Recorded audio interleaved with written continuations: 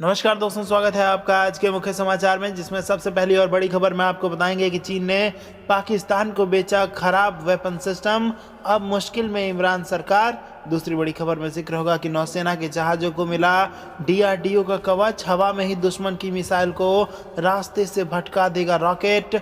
और तीसरी बड़ी खबर में आपको बताएंगे कि नक्सलियों को गृह मंत्री अमित शाह की चेतावनी, सरेंडर करने वालों का स्वागत, लेकिन हाथ में हथियार होगा तो अंजाम बुरा होगा। दोस्तों, हर एक खबर की गहराई में आपको ले जाएंगे, लेकिन उससे पहले अगर आपको भी देश की सेना और पीएम मोदी पर पूरा भरोसा है तो आप अभी इस वीडियो को लाइक कीजिए और इस लाल बटन को दबा के इस चैनल को फ्री में सब्सक्राइब करके घंटी बजाकर कमेंट में लिखिए जय हिंद। दोस्तों, रुक करते हैं तमाम बड़ी खबरों की तरफ। चीन ने पाकिस्तान को बेचा खराब वेपन सिस्टम, अब मुश्किल में इमरान सरकार। जी हां दोस्तों, पाकिस्तान को चाहे कोरोना वैक्सीन की जरूरत हो या फिर नए हथियारों की, वह अपनी हर जरूरत के लिए चीन पर निर्भर करता है। लेकिन दगाबाज चीन से आया हर सामान अब पाकिस्तान के लिए नई परेशानियां पैदा कर रहा है, क्योंकि चीनी माल या तो खराब है या फिर नकली है। पाकिस्तान ने चीन से 9 LY-80 एयर डिफेंस सिस्टम खरीदे थे जो खराब निकले। अब पाकिस्तान उन सिस्टम को ठीक करने के लिए चीन से गुहार लगा रहा है। पाकिस्तान ने चीन को जो लिस्ट सौंपी है उसके मुताबिक इन सिस्टम में कुल 388 गड़बड़ी है। भारत के डर से डील। भारत की ताकतवर वायुसेना से पैदा होने वाले खतरे को देखते हुए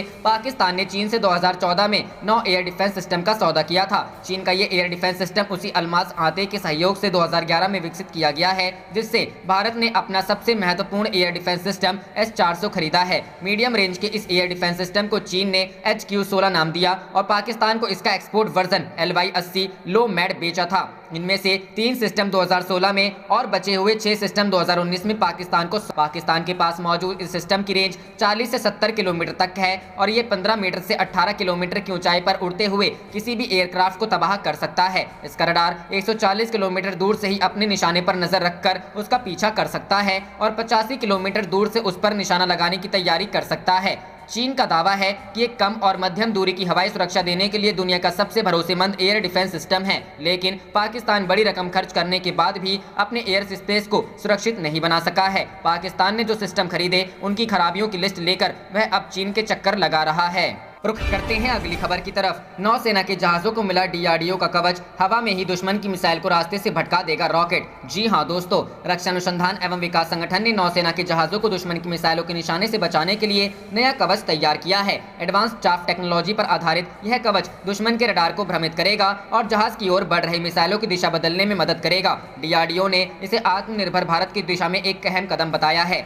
भारतीय नौसेना ने अरब सागर में किया परीक्षण। नौसेना की जरूरतों को देखते हुए डिफेंस लेबोरेटरी जोधपुर ने इस कवच को विकसित किया है। यह डीआरडीओ की प्रयोगशाला है। डीआरडीओ ने बताया कि डीएलजे ने इसके 3 वेरिएंट तैयार किए हैं: short range chaff rocket, medium range chaff rocket और लॉन्ग रेंज चाफ रॉकेट। पिछले दिनों भारतीय नौसेना ने अरब सागर में इनका परीक्षण किया, जहां इन्हें पूरी तरह कारगर पाया गया। रक्षा उद्योग से जुड़ी कंपनियों को यह टेक्नोलॉजी मुहैया कराई जा रही है ताकि इनका उत्पादन बड़े पैमाने पर किया जा सके। रक्षा मंत्री राजनाथ सिंह ने डीआरडीओ, नौसेना और रक्षा उद्योग को इस उपलब्धि के लिए बधाई दी है। नौसेना के उप प्रमुख vice admiral G Ashok Kumar ने बहुत कम समय में ही रणनीतिक रूप से इस बेहद महत्वपूर्ण टेक्नोलॉजी को विकसित करने पर डीआरडीओ को बधाई दी है और बड़े पैमाने पर इसके उत्पादन को मंजूरी दी है। डिफेंस R&D डिपार्टमेंट के सचिव और डीआरडीओ के चेयरमैन डॉक्टर जी सतीश रेड्डी ने नौसैन्य जहाजों की हिफाजत के लिए अहम इस टेक्नोलॉजी को विकसित करने में लगी टीम के प्रयासों की सराहना की। दुनिया भर में जहाजों की हिफाजत के लिए चाफ टेक्नोलॉजी का इस्तेमाल होता है।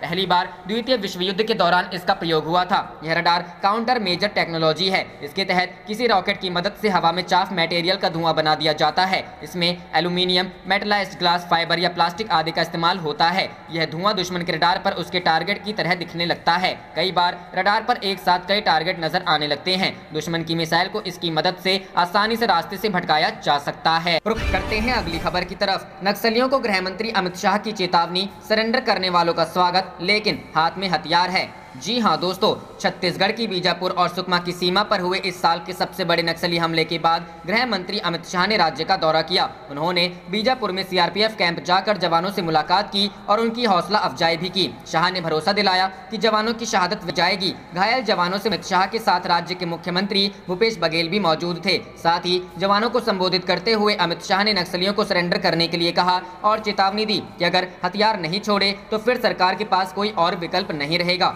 बीजापुर में सीआरपीएफ जवानों को संबोधित करते हुए गृह मंत्री अमित शाह ने कहा, हमारे जवानों ने अदम्य साहस के साथ संघर्ष किया। आश्वस्त रहें कि आपके सहयोगियों का बलिदान व्यर्थ नहीं जाएगा। भारत सरकार और छत्तीसगढ़ सरकार में विश्वास रखें। भारत सरकार आपकी सभी समस्याओं को समझती है और इस लड़ाई में मजबूती से आपके साथ खड़ी है। हम जल्द से जल्द सभी खामियों को दूर करेंगे। अमित शाह ने आगे कहा कि जब भी कोई दोस्त हमें छोड़ देता है और हम दुखी होते हैं, लेकिन नक्सल मुद्दे के कारण इस क्षेत्र का गरीब विकास से रहित है। हम उन लोगों का स्वागत करते हैं जो सरेंडर करना चाहते हैं। यदि आपके हाथ में हथियार होगा तो हमारे पास कोई और विकल्प नहीं रहेगा। बीजापुर के सीआरपीएफ कैंप के अपने दौरे के दौरान अमित शाह ने जवानों के साथ भोजन भी किया। शाह मुख्यमंत्री भूपेश बघेल एवं सुरक्षा बलों के आला अफसरों के साथ दोपहर बाद हेलीकॉप्टर से सीआरपीएफ कैंप पहुंचे और वहां केंद्रीय सुरक्षा बलों एवं राज्य पुलिस के जवानों से मुलाकात की और नक्सलवाद के खिलाफ जंग में उनके शौर्य एवं बहादुरी की सराहना की। उन्होंने जवानों एवं अग्रिम मोर्चे पर तैनात अफसरों से उनकी मुश्किलों के बारे में भी जानकारी ली और उन्हें भरोसा दिलाया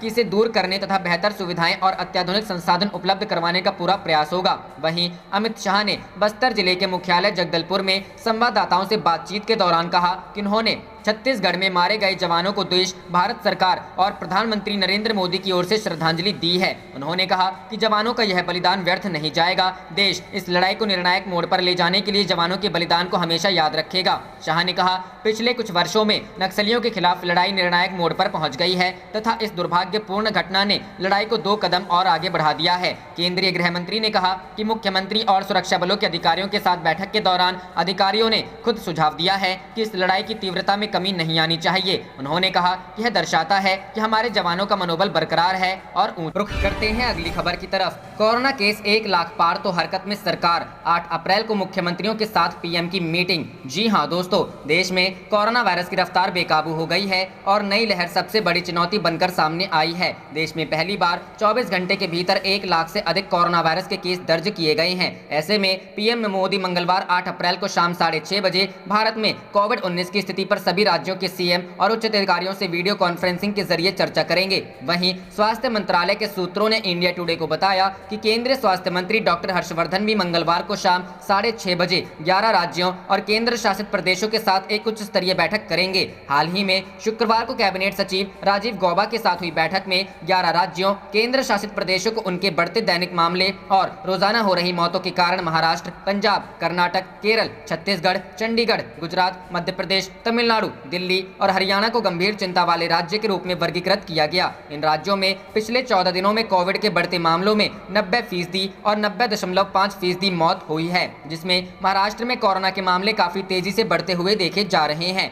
महाराष्ट्र में एक दिन में 222 लोगों की मौत। महाराष्ट्र में कोरोना के केस रिकॉर्ड तेजी से बढ़ते जा रहे हैं। बीते 24 घंटे में महाराष्ट्र में कोरोना के 57,000 से ज्यादा मामले आए और 222 लोगों की मौत हुई। आंकड़ों के मुताबिक महाराष्ट्र में रविवार को कोरोना वायरस संक्रमण के 57,074 नए मामले सामने आए, जो किसी एक दिन में राज्य में सर्वाधिक संख्या है। महाराष्ट्र में अब तक संक्रमण के कुल 30,10,597 मामले सामने आ चुके हैं, जबकि कुल मृतक संख्या बढ़कर 55,878 तक पहुंच। रुख करते हैं अगली खबर की तरफ। मौसम में हो रहा तेजी से बदलाव, इन राज्यों में 3 दिन तक बारिश की चेतावनी। जी हां दोस्तों, मौसम फिर करवट ले रहा है। मौसम विभाग का अनुमान है कि अफगानिस्तान से उठने वाले पश्चिमी विक्षोभ से हवा का रुख बदलेगा। इससे 2-3 दिनों में उत्तर भारत के कुछ इलाकों में तेज हवा के साथ हल्की बूंदाबांदी हो सकती है। मौसम विभाग की माने तो जम्मू कश्मीर से उत्तराखंड तक बारिश और हिमपात के आसार बने हुए हैं। पंजाब, हरियाणा, उत्तरी राजस्थान के अलावा झारखंड, पश्चिम उत्तर प्रदेश, ओडिशा, पश्चिम बंगाल तथा पूर्वोत्तर हिस्सों में भी बारिश होने की संभावना है।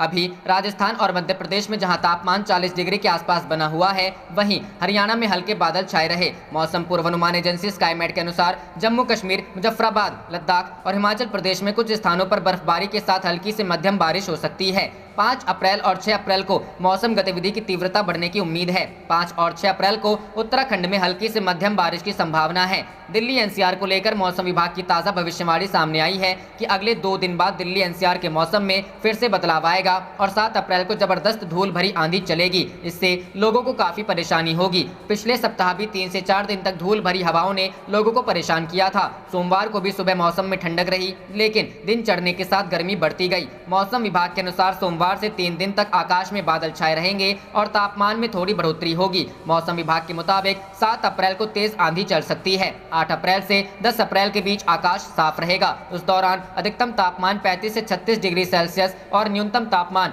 16 से 17 डिग्री सेल्सियस रहने का अनुमान है। राजस्थान में भीषण गर्मी के साथ लू का असर रहा। आने वाले दिनों में नए पश्चिमी विक्षोभ के सक्रिय होने से प्रदेश में फिर मौसम पलटने के आसार हैं। मौसम विभाग के मुताबिक अगले 2-3 दिन तक पूर्वी और पश्चिमी राजस्थान में जबरदस्त लू चलने के साथ आंधी अंधड़ का अनुमान है। 6-7 अप्रैल को कई इलाकों में बूंदाबांदी हो सकती है। 40 से 50 किलोमीटर प्रति घंटे की रफ्तार से हवा चलेंगी। विक्षोभ का असर 7 अप्रैल तक। करते हैं अगली खबर की तरफ। सीमा पर लगी बाढ़ को काट घुसपैठ की कोशिशों को बीएसएफ ने किया नाकाम। 5 बांग्लादेशी समेत 8 गिरफ्तार। जी हां दोस्तों, दक्षिण बंगाल फ्रंटियर के तहत सीमा सुरक्षा बल ने बंगाल की नदिया जिले में सीमा चौकी रामनगर में अंतर्राष्ट्रीय सीमा पर लगे तार के बाढ़ को काटकर भारत में घुसपैठ की कोशिशों को नाकाम कर 5 बांग्लादेशी समेत 8 लोगों को गिरफ्तार किया। हालांकि बाद में सद्भावना स्वरूप बीएसएफ ने 5 बांग्लादेशी नागरिकों को मानवीय आधार पर वापस बॉर्डर गार्ड बांग्लादेश को सौंप दिया। अधिकारियों ने बताया कि बांग्लादेशी दलालों ने तार के बाढ़ को काटकर इन लोगों को अवैध तरीके से भारत में प्रवेश कराने की कोशिश की, तभी ये लोग पकड़े गए। बीएसएफ की ओर से जारी बयान में बताया गया कि सीमा चौकी रामनगर में तैनात 8वीं महानी के सतर्क जवानों ने बांग्लादेश की ओर से 10 से 12 व्यक्तियों को तार के बाढ़ को काटकर गैर कानूनी रूप से भारतीय सीमा में घुसते हुए देखा।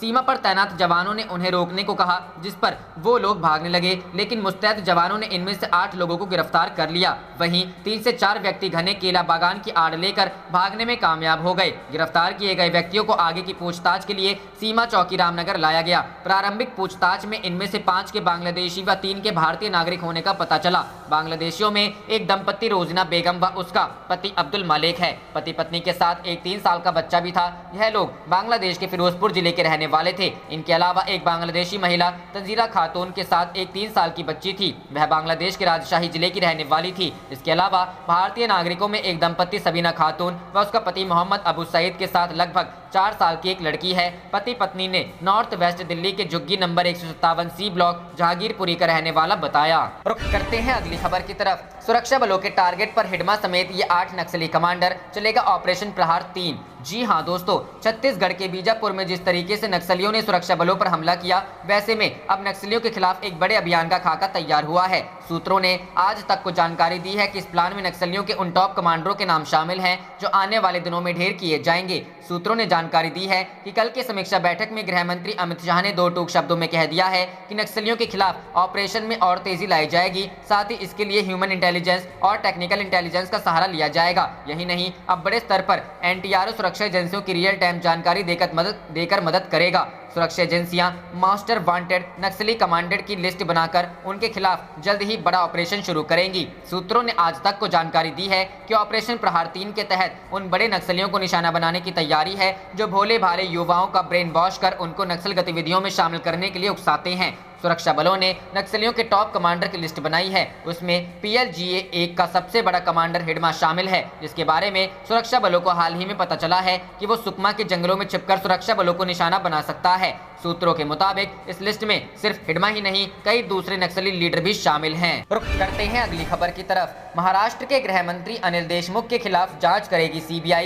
बॉम्बे हाईकोर्ट ने दिया आदेश। जी हां दोस्तों, भ्रष्टाचार के आरोप झेल रहे महाराष्ट्र के गृह मंत्री अनिल देशमुख से बॉम्बे हाईकोर्ट से करारा झटका लगा है। उच्च न्यायालय ने राज्य के गृह मंत्री के खिलाफ CBI को प्राथमिक जांच करने का आदेश दिया है। मुंबई पुलिस के पूर्व कमिश्नर की ओर से उनके खिलाफ लगाए गए आरोपों की तत्काल प्राथमिक जांच शुरू करने का आदेश हाई कोर्ट ने दिया है। कोर्ट की ओर से जांच एजेंसी को इस पूरी प्रक्रिया के लिए 15 दिनों का वक्त दिया गया है। अधिवक्ता जयश्री पाटिल की ओर से दायर याचिका की सुनवाई करते हुए कोर्ट ने यह आदेश दिया है। इसके साथ ही कोर्ट ने यह भी कहा है कि अनिल देशमुख राज्य के होम मिनिस्टर है। ऐसे में महाराष्ट्र पुलिस की ओर से उनके खिलाफ निष्पक्ष जांच होने की संभावना कम ही है। बॉम्बे हाईकोर्ट ने कहा है कि CBI की शुरुआती जांच के निष्कर्षों के आधार पर अनिल देशमुख के खिलाफ FIR दर्ज करने या न करने का फैसला लिया जाएगा। बता दें, पूर्व मुंबई पुलिस कमिश्नर ने CM उद्धव ठाकरे को एक खत लिखकर आरोप लगाया था कि अनिल देशमुख ने सचिन वाजे को हर महीने मुंबई से 100 करोड़ रुपए की वसूली का टारगेट दिया था। सचिन वाजे को फिलहाल NIA ने मुकेश अंबानी के घर के बाहर मिली संदिग्ध कार और उसके मालिक कहे जा रहे मनसुख हिरेन की हत्या के मामले में गिरफ्तार किया है। उच्च न्यायालय के आदेश पर प्रदेश के पूर्व CM देवेंद्र फडणवीस ने कहा है कि इससे पूरी सच्चाई सामने आ जाएगी। यही नहीं, उन्होंने जांच जारी रहने तक होम मिनिस्टर अनिल देशमुख से पद से इस्तीफा देने को भी कहा है। रुख करते हैं अगली खबर की तरफ। छत्तीसगढ़ में बोले अमित शाह, नक्सलियों के खिलाफ लड़ाई रुकेगी नहीं और बढ़ेगी, अंजाम तक पहुंचाएंगे। जी हां दोस्तों, केंद्रीय गृह मंत्री अमित शाह छत्तीसगढ़ पहुंच गए हैं। अमित शाह जगदलपुर पहुंचे हैं, जहां मुख्यमंत्री भूपेश बघेल ने उन्हें रिसीव किया। जानकारी के अनुसार शाह सुकमा बीजापुर सीमा पर नक्सलियों के साथ हुई सुरक्षा कर्मियों की मुठभेड़ वाली जगह भी जाएंगे, साथ ही शहीदों को श्रद्धांजलि देंगे। शाह अस्पताल में घायल जवानों से भी मिलेंगे। बता दें कि छत्तीसगढ़ के बीजापुर नक्सल हमले में शनिवार को कम से कम 22 सुरक्षा कर्मियों की जान चली गई थी। रुख करते हैं अगली खबर की तरफ। अफगानिस्तान में आतंकियों का सफाया जारी, एयर स्ट्राइक में तालिबान कमांडर समेत 82 को किया ढेर। जी हां दोस्तों, अफगानिस्तान की सेना ने कंधार प्रांत में छिपे तालिबान आतंकियों पर एयर स्ट्राइक कर दी है, जिसमें कम से कम 82 आतंकवादियों के मारे जाने की पुष्टि हो चुकी है, जबकि 10 प्रांतों में कुल 157 आतंकियों को ढेर किया गया है। प्रमुख कमांडर को भी किया ढेर। प्रांतीय पुलिस की प्रवक्ता ने बताया कि अरगंडब जिले के कुछ हिस्सों में शनिवार की रात को तलाशी अभियान को अंजाम दिया गया। इस अभियान में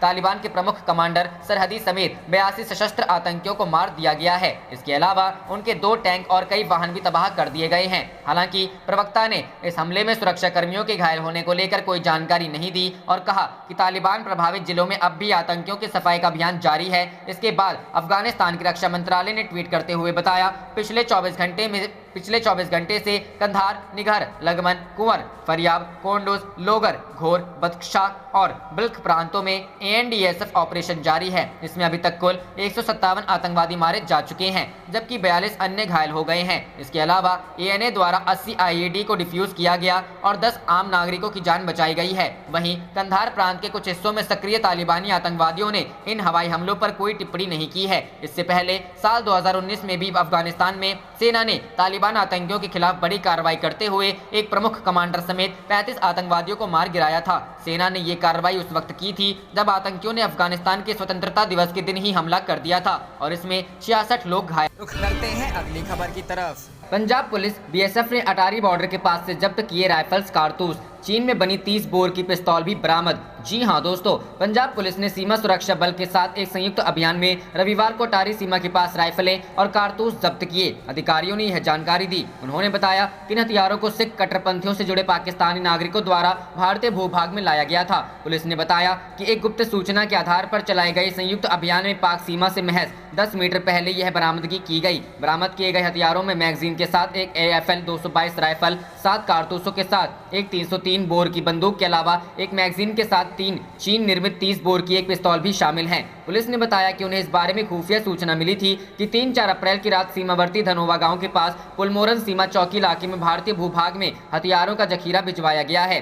जीरो लाइन से 10 मीटर पहले जब्त हुए हथियार, उन्होंने बताया कि दोनों देश इंटरनेशनल बॉर्डर जीरो लाइन से करीब 10 मीटर पहले ये हथियार जब्त किए गए, जिन्हें पाकिस्तान से तस्करी कर लाया गया था। उन्होंने बताया कि खुफिया सूचना के मुताबिक हथियारों की खेप बिलाल नाम का एक पाकिस्तानी नागरिक लेकर आया था। उन्होंने बताया कि वह भारत विरोधी गतिविधियों में सिख कट्टरपंथियों से करीबी तौर पर जुड़ा हुआ है। पुलिस ने बताया कि आगे की जांच जारी है। शनिवार को पंजाब पुलिस ने मादक पदार्थ तस्करों के एक गिरोह का भंडाफोड़ करते हुए 3 लोगों को गिरफ्तार किया था, साथ ही 8 किलोग्राम हेरोइन भी जब्त की थी। वरिष्ठ पुलिस अधीक्षक नवजोत सिंह महल ने बताया कि एक गुप्त सूचना के आधार पर कार्रवाई करते हुए पुलिस की एक टीम ने शुक्रवार रात में महिलापुर फगवाड़ा के थुआना गांव में एक SUV वाहन को रोका। वाहन की तलाशी के दौरान पुलिस ने 8 किलोग्राम हेरोइन जब्त। रुख करते हैं अगली खबर की तरफ। नक्सलियों को उनके घर में घेर कर मारने की तैयारी, गृह मंत्रालय ने बनाई रणनीति। शाह के साथ बैठक में अहम चर्चा। जी हां दोस्तों, छत्तीसगढ़ में नक्सली हमले में लगभग 2 दर्जन जवानों के शहीद होने के बाद गृह मंत्रालय कड़ी कार्रवाई की तैयारी कर रहा है। माना जा कि अब नक्सलियों के खिलाफ निर्णायक लड़ाई छेड़ने की रणनीति पर काम हो रहा है। इस नए ऑपरेशन का उद्देश्य घने जंगलों के बीच नक्सलियों को पनाहगाह की नेस्तनाबूद कर उनके संगठन को पूरी तरह छिन्न भिन्न करने की होगी। केंद्रीय गृह मंत्री अमित शाह ने वरिष्ठ अधिकारियों के साथ बैठक कर हालात की समीक्षा और आगे की रणनीति पर विचार विमर्श किया। दिए आर पार की लड़ाई के संकेत। असम में अंतिम चरण के चुनाव प्रचार को बीच में छोड़कर लौटे अमित शाह ने साफ कर दिया है कि नक्सलियों के खिलाफ लड़ाई अधिक मजबूती के साथ लड़ी जाएगी। माना जा रहा है कि 6 अप्रैल को असम, तमिलनाडु और केरल के विधानसभा चुनाव का मतदान पूरा होने के बाद अतिरिक्त केंद्रीय बलों को छत्तीसगढ़ भेजा जा सकता है। गृह मंत्रालय के वरिष्ठ अधिकारियों ने नक्सलियों के खिलाफ अब तक का सबसे बड़ा ऑपरेशन शुरू किए जाने के भी संकेत दिए। छत्तीसगढ़ के सीएम को दिया मदद का भरोसा। नक्सली हमले में जवानों की शहादत की सूचना मिलते ही अमित शाह ने तत्काल छत्तीसगढ़ से मुख्यमंत्री भूपेश बघेल से बात की और नक्सलियों के खिलाफ ऑपरेशन में केंद्र सरकार की हर संभव सहायता का आश्वासन दिया। इसके साथ ही उन्होंने सीआरपीएफ के महानिदेशक कुलदीप सिंह को तत्काल छत्तीसगढ़ जाकर हालात का जायजा लेने को कहा। दिल्ली लौटे शाह। रविवार को असम के तीसरे और अंतिम चरण के मतदान के लिए प्रचार का अंतिम दिन होने के कारण अमित शाह को 3 सभाओं को संबोधित करना था, जिनमें असम के वित्त मंत्री हेमंत बिस्व शर्मा के चुनाव क्षेत्र भविष्य शामिल थी। शर्मा के साथ जालगुड़ी विधानसभा चुनाव क्षेत्र के सौलकुची में पहुंचने के तत्काल बाद शाह को नक्सली हमले की खबर मिली। इसके बाद शाह बिना कुछ बोले वापस गुवाहाटी और उसके बाद दिल्ली लौट गए। रुख करते हैं अगली खबर की तरफ। कोरोना वायरस ने तोड़ा रिकॉर्ड, एक दिन में मिले 1,03,558 नए मामले। जी हाँ दोस्तों, मंत्रालय ने नए आंकड़े जारी करते हुए बताया कि पिछले एक दिन के भीतर देश में कोरोना वायरस के 1,03,558 मरीज मिले हैं। इस दौरान 52,847 मरीज ठीक हुए हैं और 478 लोगों की जान संक्रमण के कारण गई है। नए मरीज मिलने के बाद देश में कोरोना वायरस के कुल केस बढ़कर 1,25,89,067 और मृतकों की संख्या 1,65,101 हो गई है। आप देख रहे थे आपका अपना चैनल जय हिंद जय भारत।